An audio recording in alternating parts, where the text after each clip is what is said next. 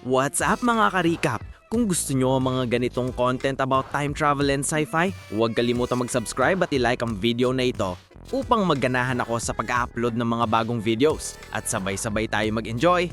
Halika, simulan na natin! Nagsisimula ang kwentong ito sa isang mundong unti-unting namamatay. Wasak ang mga lungsod, gumuho ang mga bansa at unti-unting nawawala ang pag-asa. Sa loob ng maraming taon, naranasan ng mga tao ang kahirapan, gutom at walang katapusang mga digmaan. Mas pinalala pa ito ng mga natural na sakuna, malalakas na bagyo, lindol at pagsabog ng mga bulkan ang sumira sa mga natitirang bahagi ng mundo. Sa kabila ng lahat ng yon, kahit mapano ay nakaligtas ang sangkatauhan. Ngunit may lumitaw na bago. Isang bagay na mas malala pa kaysa digmaan o kalikasan. Isang panganib na walang sino man ang handa. Isang gabi, si Mary, isang sinanay na sundalo, ay nakatayo kasama ang kanyang unit sa isang abandonadong larangan ng digmaan. Tahimik at madilim ang mundo. Nagpaputok si Mary ng flare patungo sa langit. Kumalat ang maliwanag na kahel na liwanag sa buong lugar at sa loob ng ilang sandali ay naging malinaw ang lahat. Pagkatapos, mula sa dilim sa labas ng liwanag, may isang sigaw ang umalingaw, malakas, matinis at nakakatakot. Isang uri ng sigaw na nagpapalamig ng dugo.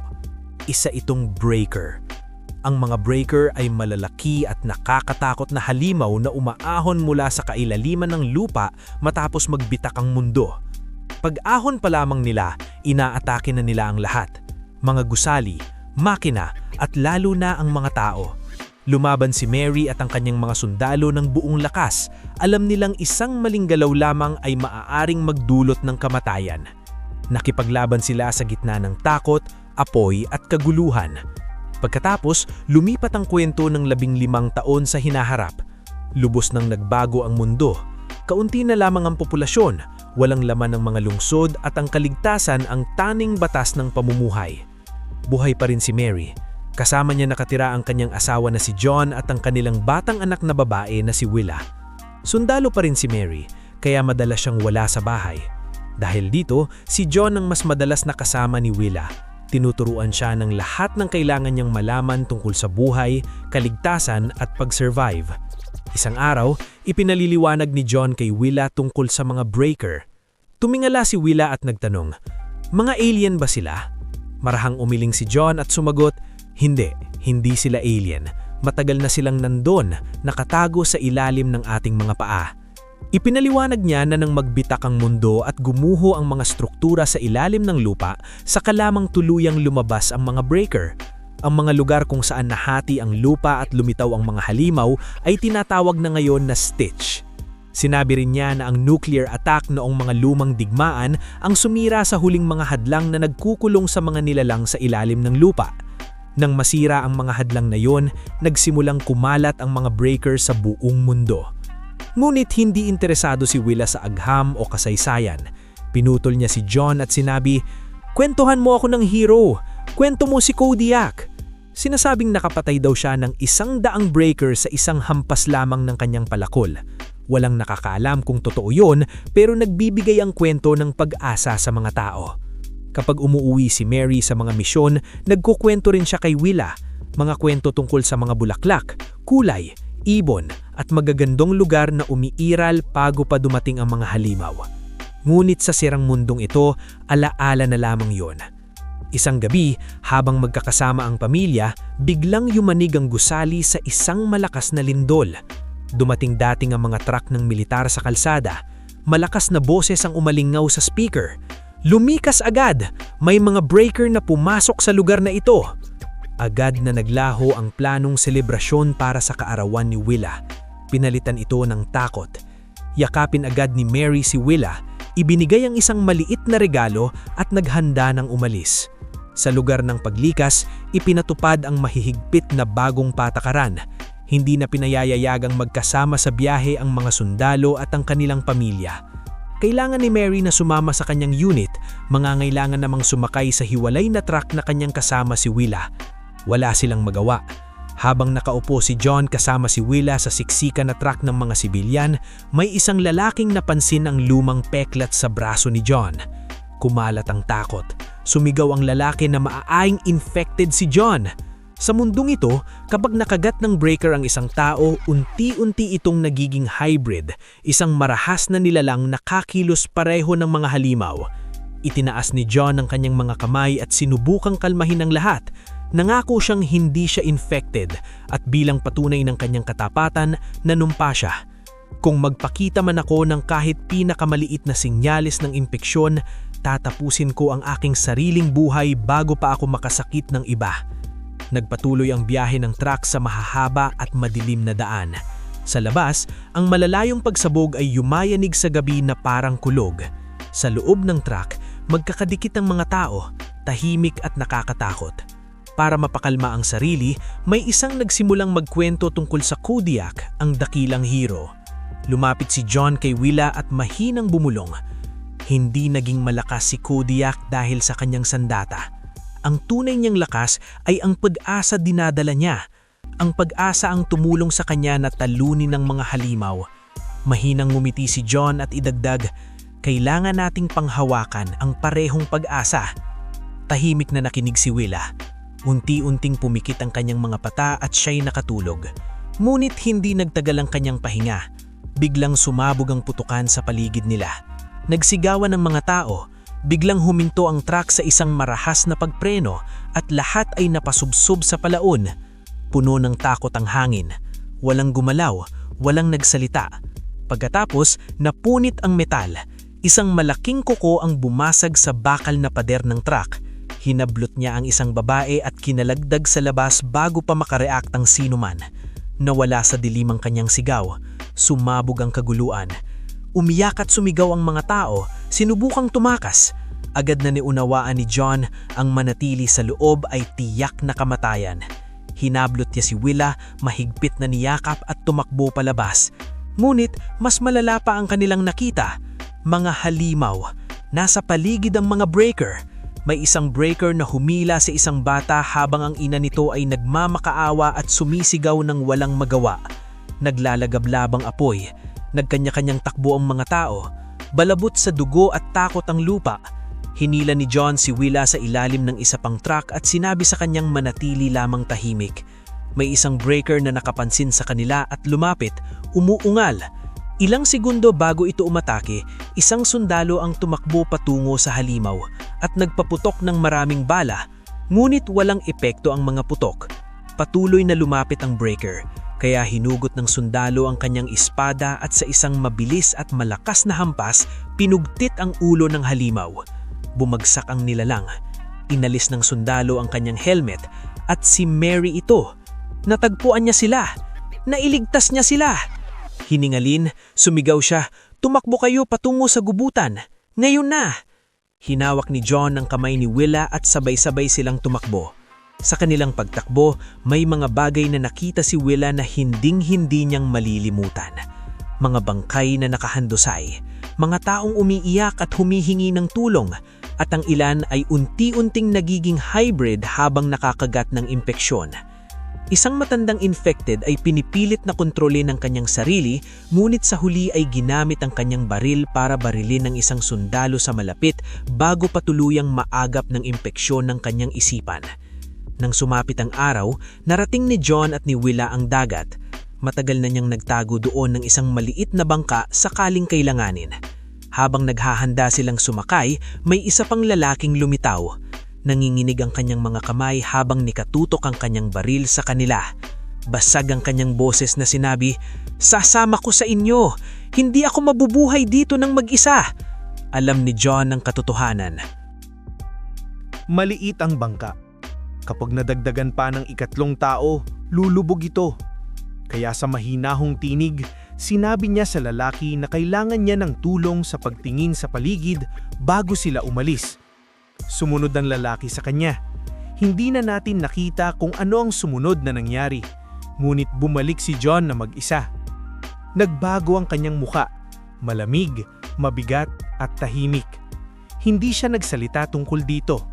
Tahimik niyang tinulungan si Willa na makasakay sa bangka, kinalag ang tali at iniwan nilang dalawa ang nagliliyab na mainland. Naglayag sila sa karagatan hanggang sa matagpuan nila ang isang walang taong isla. Doon sila nagsimula ng bagong buhay. Isang taon ang lumipas. Natutunan ni John at Willa kung paano mabuhay, kung paano maghanap ng pagkain, gumawa ng masisilungan at manatiling ligtas. Araw-araw na sinasanay ni John si Willa, tinuturuan siyang lumaban sa mga halimaw, ipagtanggol ang sarili at manatiling matatag.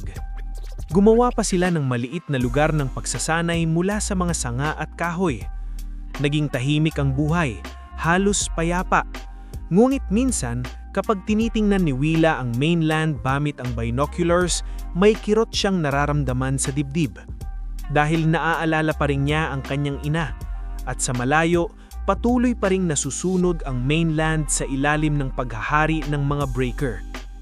Isang araw habang nagsasanay, tiningnan ni John si Willa at nagtanong, "Sabihin mo nga, paano mo pinapatay ang isang breaker?"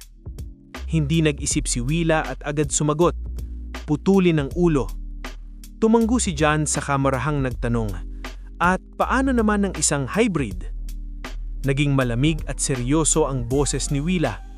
"Wasakin ang utak," sabi niya. Lalong himirap ang pagsasanay araw-araw. Itinulak ni Willa ang kanyang sarili lampas sa kanyang limitasyon. Maraming beses siyang nadapa, nagpasa ang kanyang mga nuhod, dumugo ang kanyang mga kamay at nanginig ang kanyang mga braso sa sobrang pagod. Ngulit palagi siyang tumatayo muli. Tumanggi siyang sumuko. Dahil sa matinding pagsasanay, mas kailangan niya ng pagkain, lalo ng protina. Isang umaga, nakakita siyang pugad ng kalapati sa mataas na puno. Kinuha niya ang 2 itlog para sa sarili, ngunit iniwan niya ang isa upang magkaroon pa rin ng anak ang kalapati. Kahit sa madilim na mundong ito, may malasakit pa rin siya. Lumipas ang mga araw. Habang nag-e-explore sa isang tahimik na bahagi ng isla, may natuklasan si Willa na isang batang babae na nagtatago sa likod ng mga bato. Ang pangalan niya ay Rosie. Luhaan, ikinwento ni Rosie na wala na ang kanyang pamilya.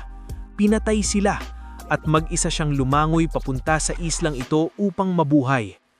Naawa si Willa sa kanya. Dinala niya si Rosie sa isang lihiming kuweba at sinabihang manatiling nakatago. Ibinahagi niya ang kanyang kakaunting pagkain, mas kaunti ang kinain niya upang hindi magutom si Rosie. Malungkot at wasak ang loob ni Rosie. Upang mapangiti siya muli, nagkwento si Willa ng mga kathang-isip na kwento, mga kwento ng mga bulaklak, kulay, piyesta at mga bayani. Ikinwento rin niya ang alamat ni Kodiak, ang bayani na pumatay ng mahigit 100 breaker sa isang hampas ng kanyang palakol. Sa unang pagkakataon matapos ng mahabang panahon, tumawa si Rosie. Matapos magtagal doon, bumalik si Willa sa kanilang tahanan. Kinaumagahan, ipinagpatuloy niya ang kanyang pagsasanay gaya ng dati. Inuugay ang speda, pinapahusay ang pagtutok, inuulit ang bawat gamaw ng paulit-ulit. Ngunit bigla niyang napansin na may kakaiba. Hindi na niya marinig ang boses ng kanyang ama na nagbibigay ng tagubilin. Dahan-dahan siyang lumingon at nakita niyang bumagsak si John. Takot na takot, tumakbo siya papunta rito at inalalahan niya. Mahina si John, sobrang hina. Tinulungan niya itong makauwi. Pagdating nila sa masisilungan, nalaman ni Willa ang katotohanan. Nilalaktawan pala ni John ang kanyang sariling pagkain. Ilang araw na siyang nagbibigay ng lahat ng kanyang pagkain kay Willa upang manatili siyang malakas at maipagpatuloy ang pagsasanay. Nabiyak ang puso ni Willa. Hindi niya alam na ganito kalaki ang sakripisyo ng kanyang ama. Upang aliwin siya, mahina nang ngumiti si John at inabot ang kanyang speda. Malambot, ngunit puno ng pagmamalaki ang kanyang tinig ng sinabing, "Pinaghirapan mo ito. Araw-araw mo kong ipinagmamalaki." Kinabukasan, bumalik si Willa sa kuweba para tingnan si Rosie. Pagpasok pa lang niya, nanigas siya sa kinatatayuan. Wasak ang kuweba. Nagkalat ang pagkain, naggasgas ang mga pader at parang nilamon ng lahat. May kakilakbutang nangyari. Sa dilim, nakita niya si Rosie na nakatayo, tahimik at hindi gumagalaw. Ngulit hindi na siya si Rosie. Ang sugat sa kanyang ulo ay naging itim at puno ng impeksyon. Kumalat na ang impeksyon. Naging hybrid si Rosie, isang malimaw. Walang babala at tumaki ito. Tinuro ni Will at tumakbo, ngulit nadulas at bumagsak siya. Tumalo ng linalang sa kanya, ilang inches na lang ang layo ng kanyang mga ngipin sa kanyang mukha. Sa mismong sandaling iyon, dumating si John.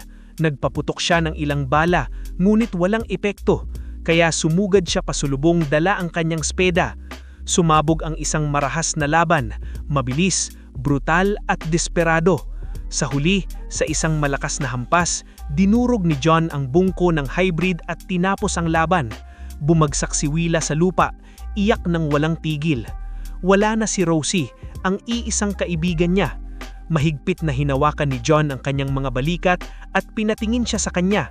Seryoso, halos nagmamadali ang kanyang tinig. Hindi ito ang oras ng pag-iyak.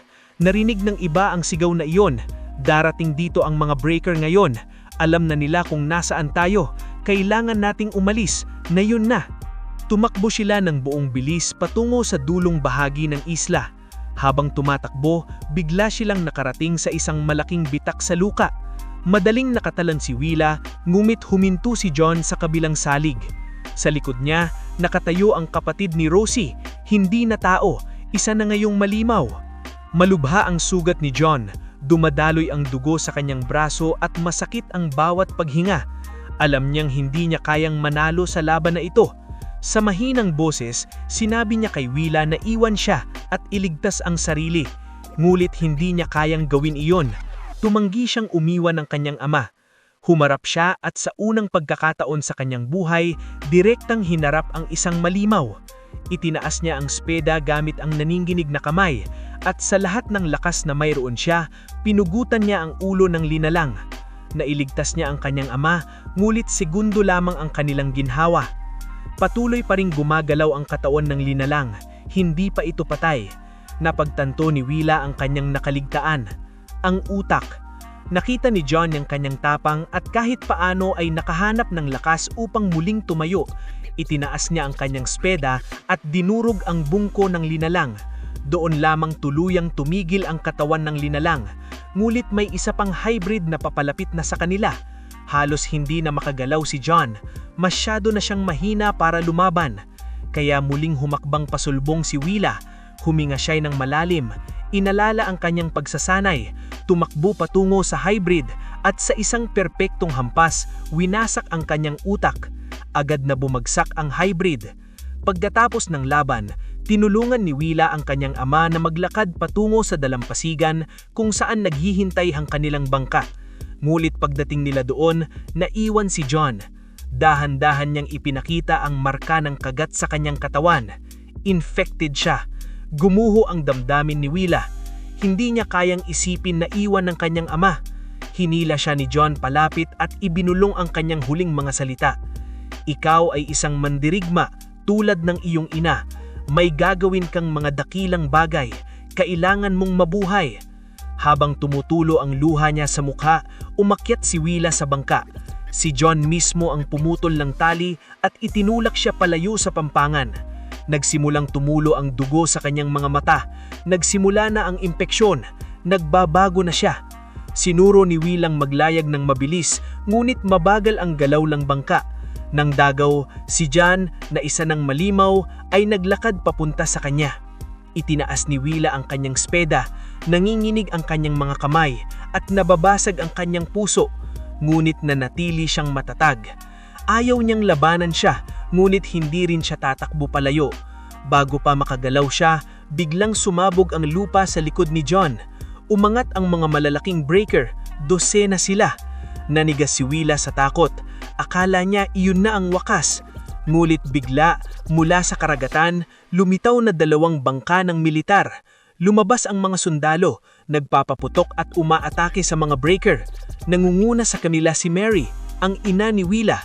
Sa isang sandali, hindi maunawaan ni Willa ang kanyang nararamdaman, biglaan, takot, ginhawa o pag-asa. Tumingin si Mary ka kanyang anak, buhay, mas malakas at nagbago. Tumingin naman si Willa pabalik, nasaktan, ngulit hindi nabasag. Magkatabi, Ang ina, ang anak, at ang huling natitirang sundalo ay naghanda para sa huling laban. Tumigil ang esena sa kanilang mga mukhang puno ng determinasyon habang lumalala ang kaguluhan sa kanilang paligid. At doon nagtatapos ang pelikula. Sana nag-enjoy kayo mga ka-recap. Anong masasabi niyo sa movie natin ngayon? Mag-iwan ng komento sa baba. At huwag kalimutang mag-subscribe sa ating channel para sa mga new updates at uploads. Kita-kits sa susunod na kwento. Salamat at mag-iingat tayong lahat!